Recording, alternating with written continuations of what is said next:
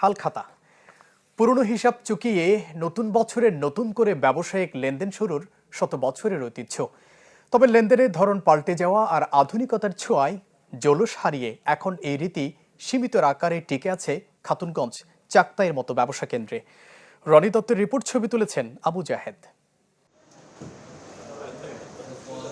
খাতুনগঞ্জের ডাল আমদানিকারক প্রতিষ্ঠান পায়েল ট্রেডার্স দীর্ঘ ৩ দশক ধরে হালখাতা অনুষ্ঠান করে আসছেন প্রতিষ্ঠানটির স্বত্বাধিকারী আশুতোষ মহাজন।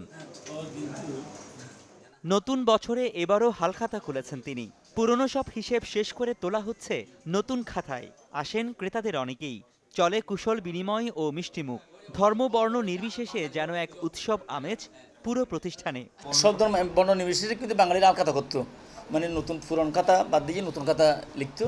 কিন্তু আমরা এটা ঐতিহ্যকে মাত্র ধরে রাখার চেষ্টা করেছি।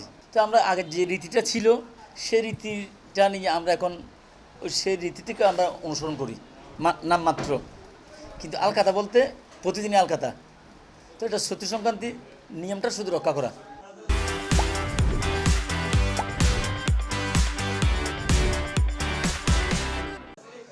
একসময় পুরো খাতুনগঞ্জ চাকতাই জুড়ে ছিল হালখাতার এই রীতি রেওয়াজ। যুগ যুগ ধরে এই ঐতিহ্য পালন করে গেছেন এখানকার ছোট বড় সব ব্যবসায়ী। বছরে সব দেনা পাওনা শেষ করে নতুন বছরের লেনদেন শুরুর নামই হালখাতা, যেটিকে ঘিরে সব প্রতিষ্ঠানে লেগে থাকতো উৎসব আমেজ। আগে তো একটা বড় সবার মনে একটা আনন্দ ছিল, মানে এক পর্যায়ে এটা মুসলিম যেমন ঈদের আয়োজন করত, তদ্রুপ পহিলে বৈশাখ ওইটা হালখাতা, ওটা আনন্দ আরও বেশি ছিল, মানে সবাই করতো। এটা কিন্তু আস্তে আস্তে এখন কমে যাচ্ছে, মানুষের আন্তরিকতা কমে যাচ্ছে, সিস্টেমটা মানে সম্পূর্ণ আলাদা হয়ে যাচ্ছে।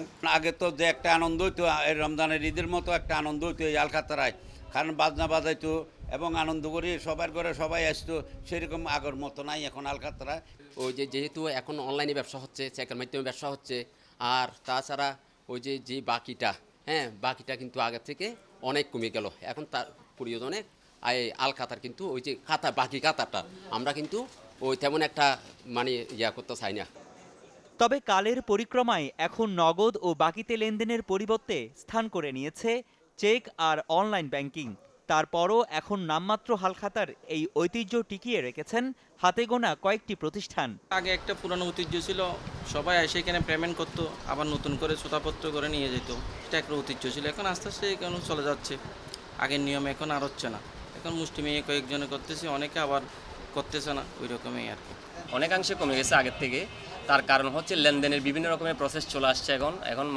মানুষ চৈত্র মাসকে টার্গেট করে, পয়লা বৈশাখকে টার্গেট করে মানুষ লেনদেন শেষ করার একটা প্রবণতা ছিল। এখন যেহেতু চেকের মাধ্যমে সবচেয়ে খুব বেশি লেনদেন হয়, খুব বেশি মানে ম্যাক্সিমামই চেকের মাধ্যমে লেনদেন হয়, যার ফলে গিয়ে এখন ওই পয়লা বৈশাখ বা চৈত্র সংক্রান্তিতে এসে মানুষ যে লেনদেনটা ক্লিয়ার করবে ওইটা আস্তে আস্তে হয়ে যাচ্ছে আর কি। মানুষজন কম আসে, মানে মনে করেন আমরা বাকি দিয়েছি, এরা হয়তো দিতে পারতেছে না বিদায় এরা আসতেছে না।